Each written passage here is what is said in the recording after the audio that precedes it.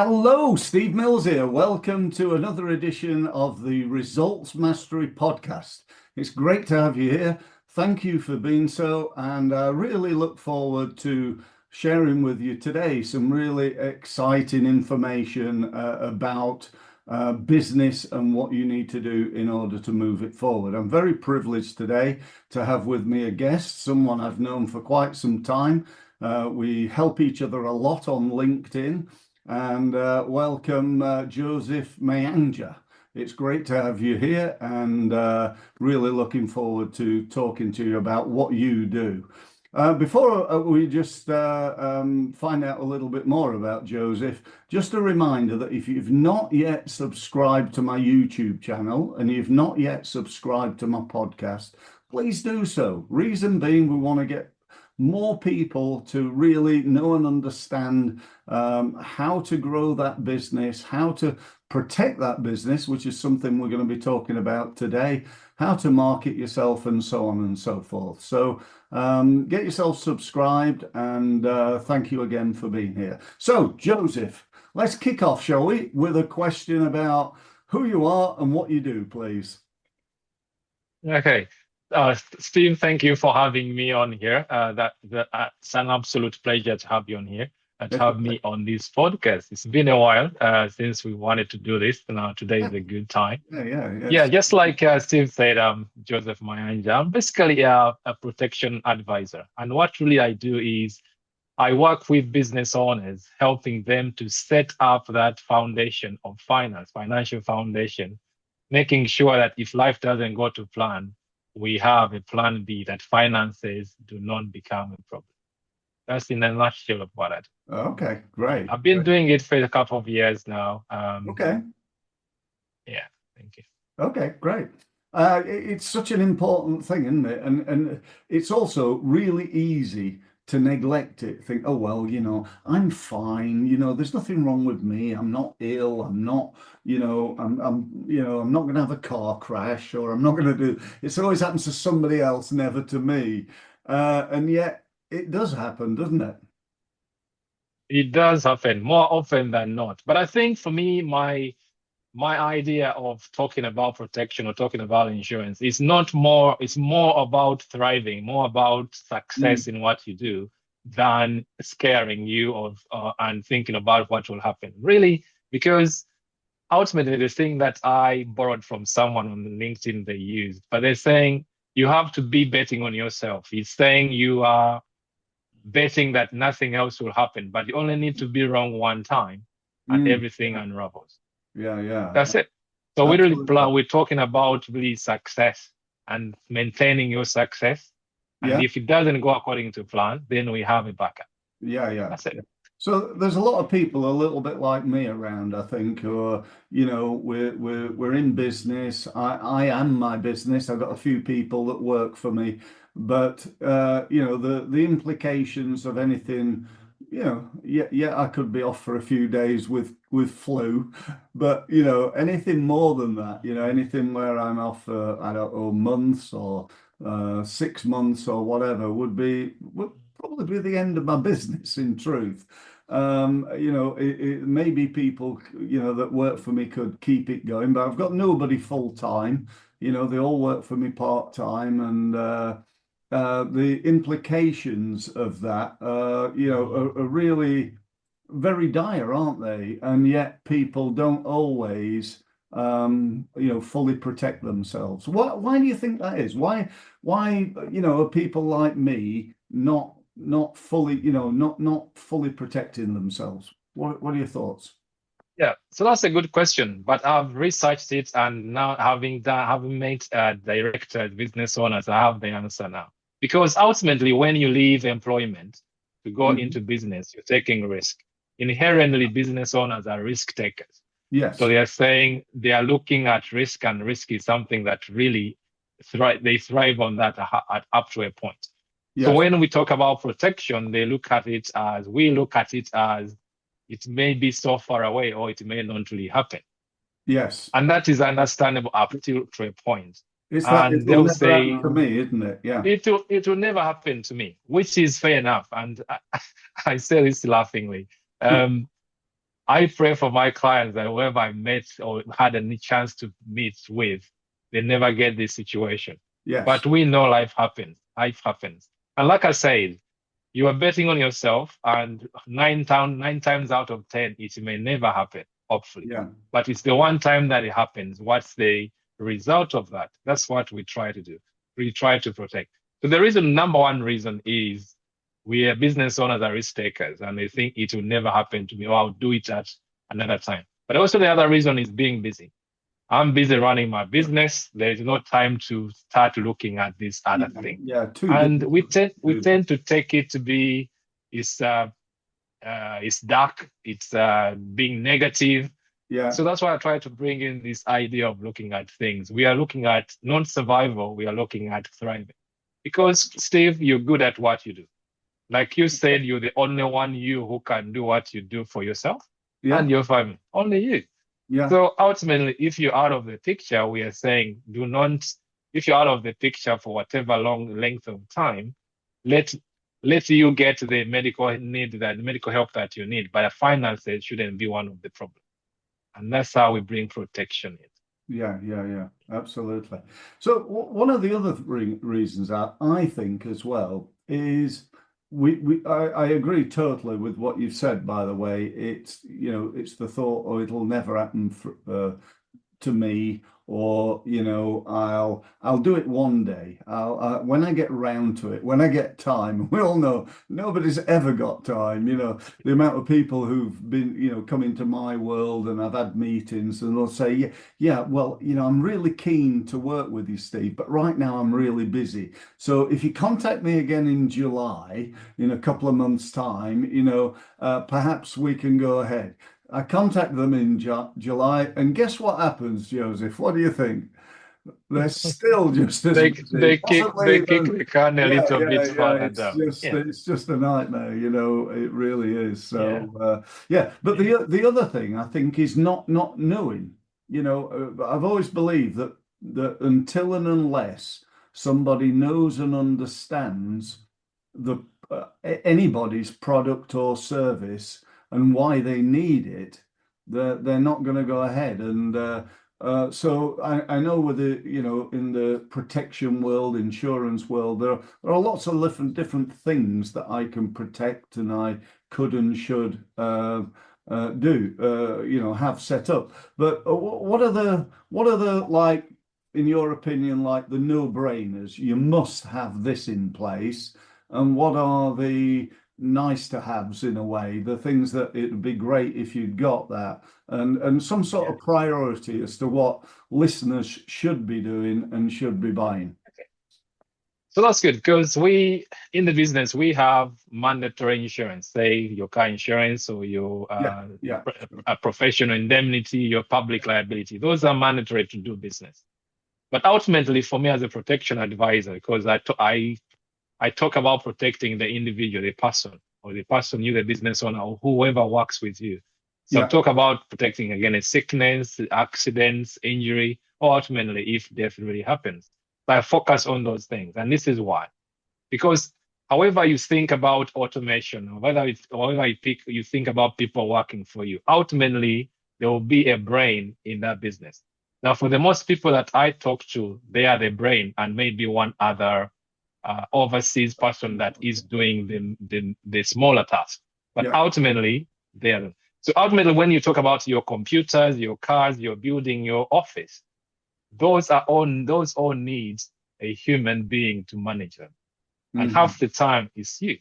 So what the no-brainer for me is protecting the engine that runs your business, which almost all the time, 9 out of 10, is the individual. That's you, your earning power. So the no-brainer for me is having a certain way where we are protecting ourselves, protecting you. If you can't work for whatever length of time, it may be a simple thing. Now, I may add this one very quickly, is most of us, when we talk about not being able to work, we think about a cancer, a heart attack, or a stroke. We think of drastic things. But things that can stop you working are minor, like a back injury, like a sprained ankle, like being in an accident, or mental health. These are the things that we normally ignore, but the cases that we are having from our providers, Yeah. are less than the cost of the heart attack.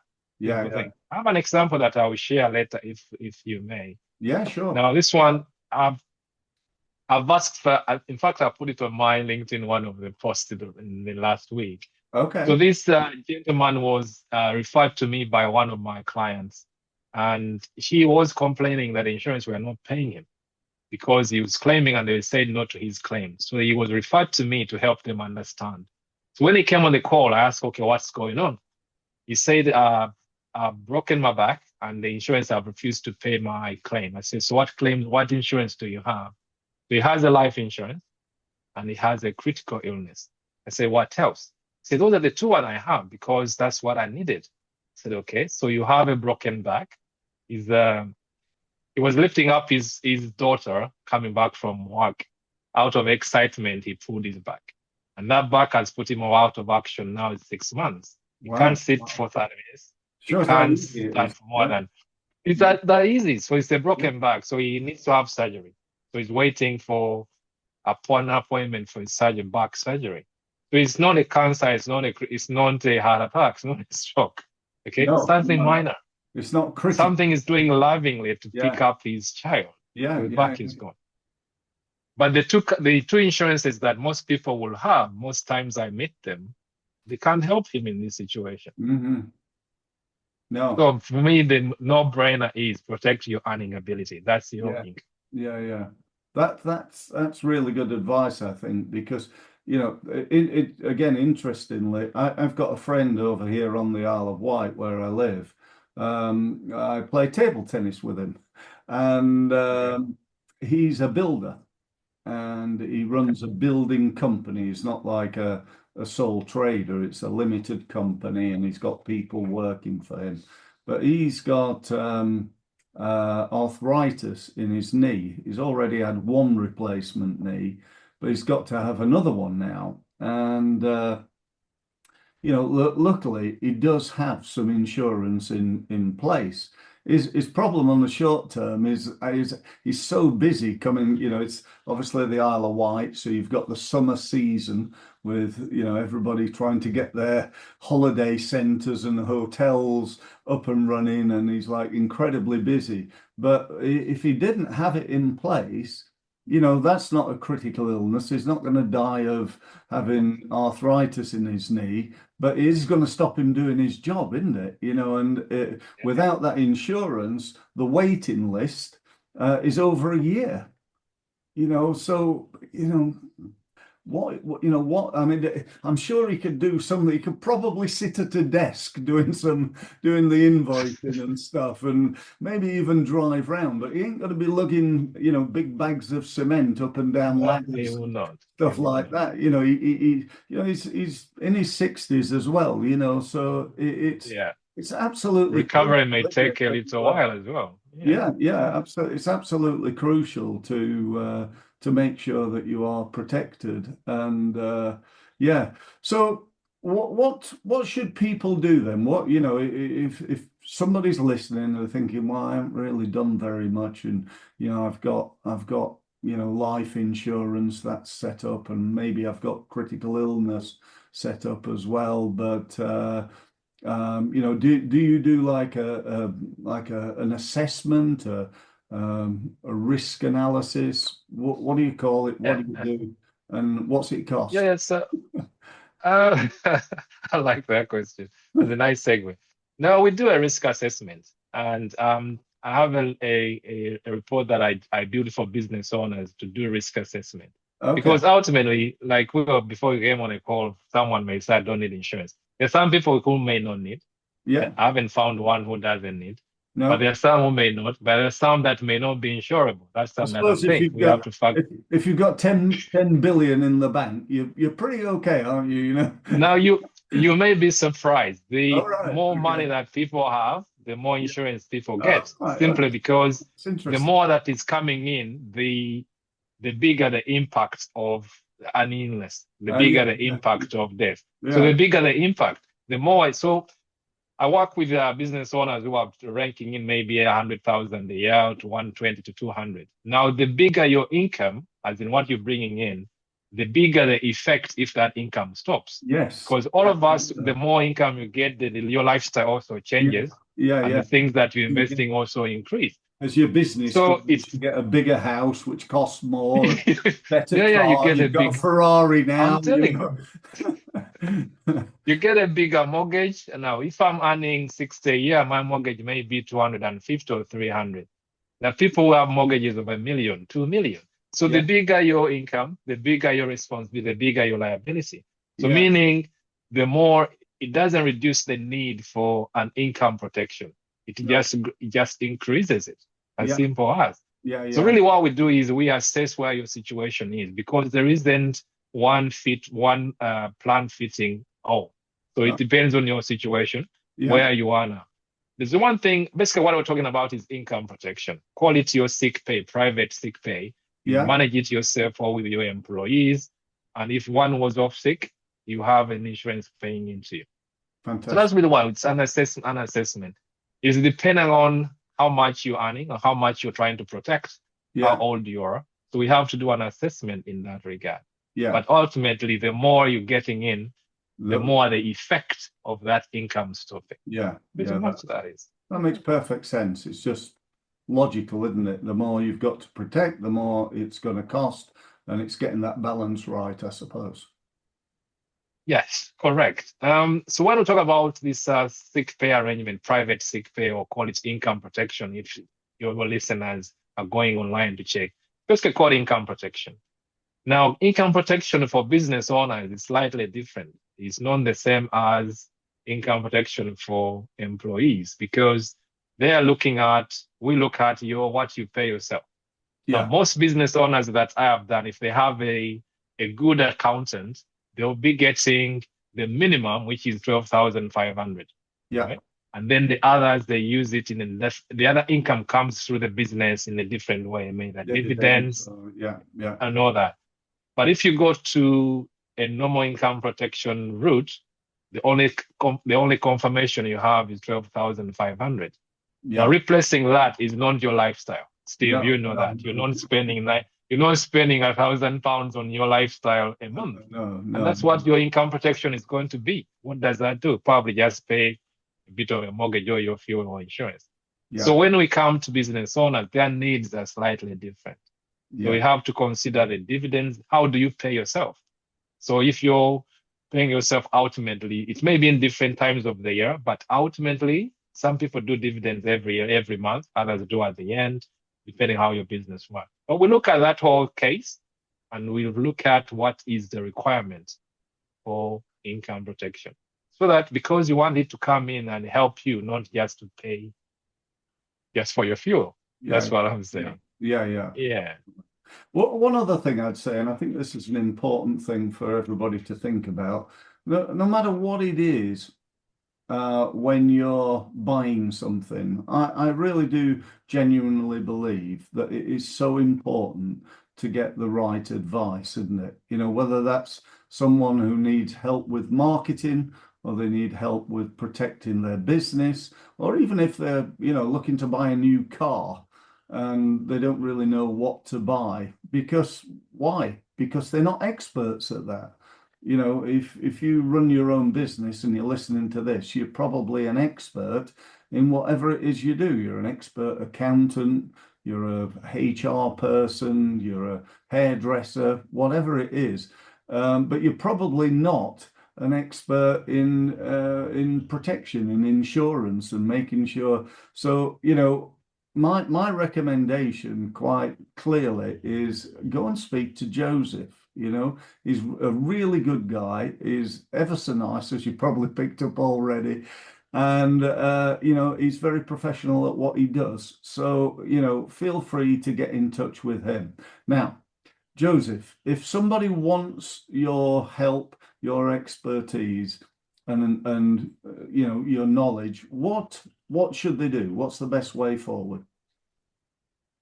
I think the best way, because we're online, LinkedIn will be the best way to get to me. And LinkedIn, I post on there, but also a DM would be fine. My contact details are on there. Yeah. So my LinkedIn is basically Joseph K Mayanja, because there is a few Joseph Mayanjas in LinkedIn, Okay. but I have a K in Right. the middle for branding and Okay. differentiation. Yeah. Yeah. But Yeah. that's the best way. So if you're on LinkedIn, it really helps that way. I really the process is as simple as it's a meeting, initial consultation, really to understand where your situation is. What do you have in place? Because it's not a matter of bringing protection in. It's not a matter of recommending a product. It's a process.